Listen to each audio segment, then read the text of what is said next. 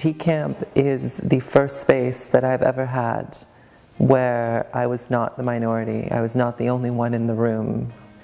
And that was an invaluable experience. There really is no space on like our individual college campuses that's like T-Camp. And so to have a mountain filled with trans folks and queer and trans folks, it's just a wonderful sense of community and belonging. It's a nice change because I'm generally surrounded by a lot of cisgender women playing on a team sport. And it's nice to kind of have that connection with other trans students around my age that I can talk to and express my feelings about school and stuff with. Because it is hard to find people on my campus that have relatable experiences or things they can talk about with me. One of my favorite moments was probably the bus ride here. Hearing everybody was like, oh, what's your name? What are your pronouns? Trying to get off of feelings before we even get here, so that was really reassuring. I was like, okay, we're getting off on a good foot here.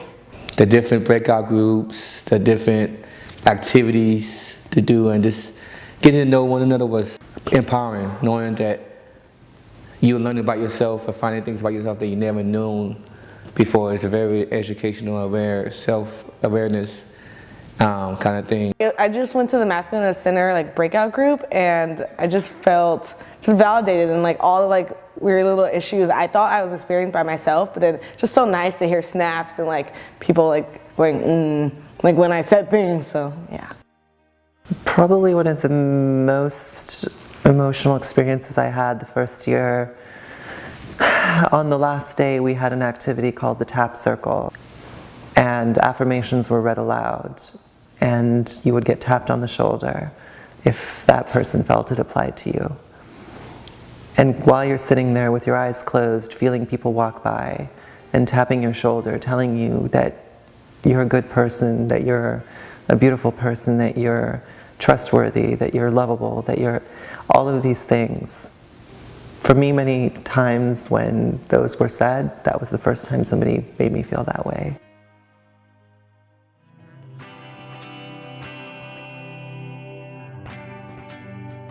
Family-wise, I wish that like my family didn't think that they had lost me. Like I'm still here, like still have the same personality. I'm still like quirky and awkward, and I still like dance in random places. Like I'm still the same person. I just like I'm not the same little girl. I don't think that they give me much recognition, my parents, for how much work I put into school and into life in general, including being trans, because they haven't had that experience.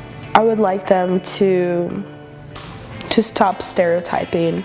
I would like them to not have me always give them definitions or educate them. I think there's a thing called Google it, or go to a library and figure out, you know, how to educate yourself. It's very tough for a person to come out as trans or as queer or gender fluid enough and then have to be put on the spot to be like, okay, you say you're this, now teach us how to do it. And it's like, I'm teaching myself how to be comfortable. So yeah, I would say that to my friends and family. Treat me as you would treat others. Look at me as still your friend, your family, your community, and your leader or activist, however you may want to perceive me, will make sure that I'm still a person of integrity, morals, and at the end of the day, I'm still human being. So I'm just like you, as you just like me, and we all share and bleed the same color. I think all families just want the best for their kids and for their family members, so they think of what is the best ideal to live in our world, and they want their family members to conform to that, which creates a lot of hate and misunderstanding, when really, if you really want what's best for your family member, you want them to love themselves and you want them to be alive. Coming to terms with ourselves and having the support is the absolute most important part of our lives. So if you want what's best for us, help us love ourselves by loving us as well.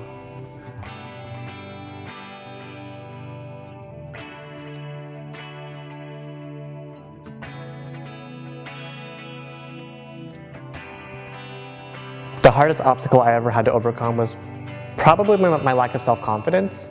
I was raised in Texas, and so I was raised to believe that I deserved to die for being who I was, and that was something that I was told constantly and consistently. And because I had never been told otherwise, I believed that. I think my biggest obstacle would have to be probably just unlearning everything about myself that I've been taught. You know, I've been taught to be feminine and to be a woman and all of these things that I may or may not identify depending on how I identify at any given time. I'm an open athlete on my campus, and all of my members on my team know that I'm transgender, and it's been challenging because there was a bit of opposition from some of the other players and from some other teams as well. But I think that it's really rewarding for me being open and being honest to everyone and expressing who I am and not being afraid to hide that. I had already come out as genderqueer, but I had often felt like I didn't fit in. Something I commonly hear that I felt myself coming up is like, am I going to be trans enough to be there? And that's the beauty of it, that you don't have to be trans enough. Everyone is trans enough. You identify as trans, and you get to be in a space where you don't have to prove that. I think feeling like I'm not trans enough, like that's like something that I've been like struggling with like ever since I like picked up this identity. I would say that there's not one look for what trans looks like. The trans experience is so deeply inherent, it is very internal, it is very personal, and so regardless of the way that we want to express ourselves, whether through our clothing, whether or not we decide to pursue medical transition, that doesn't make us any less trans, that doesn't make us any less as people. There's no such thing as not being trans enough. Like if you're trans, you're trans. Like there's no such thing.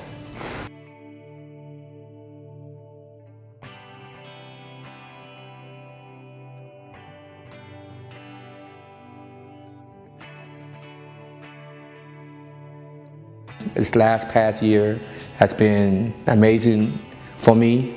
Ever since Take Camp, I've been an activist in the trans community. I did rallies, I did marches. I have been facilitation in other trans spaces. I've been on boards of other organizations. I do like to do volunteering on the side, and hopefully I get a spot in my life where I can be like, okay, I can dedicate like at least 3 hours or 4 hours to a movement, a rally or something, you know, to, you know, help the trans community. My dream for myself is that I'll be able to have a life where I don't have to worry about walking out the front door, knowing that in me being myself, that I'm not putting myself at risk in this day and age, in this society. These are things that I do have to consider. And you know, those are things that I wish I didn't have to really have to give a second thought to, but the reality is that this is the way society is right now. And I think it's important for to help the trans community in the future that there are people that are more open, because it helps bring a more awareness to people around you. I don't think that gender should necessarily slow you down from achieving your dreams. I would really like us to be able to move towards a trans-aware society. I would really like that trans women of color have better access to things like healthcare and housing in school. And I think access to that is probably one of the biggest ways that we could change the world, because without access to healthcare and education, you can't get really that far in life. So for us to be able to access those things and to be able to make an impact and have a voice, that's what I want. My hope for the trans community as a whole is that we will be integrated into society, that we won't be marginalized, that we won't be oppressed, that we will be seen for the souls that we are and not the bodies that we have.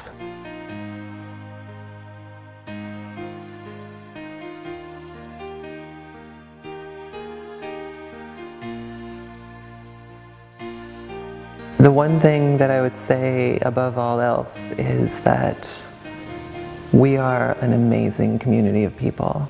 This is a microcosm of how the world should be, where we have the love and the acceptance, and we don't question who the other person is. We accept them and validate them for who they are, and love them and support them for it.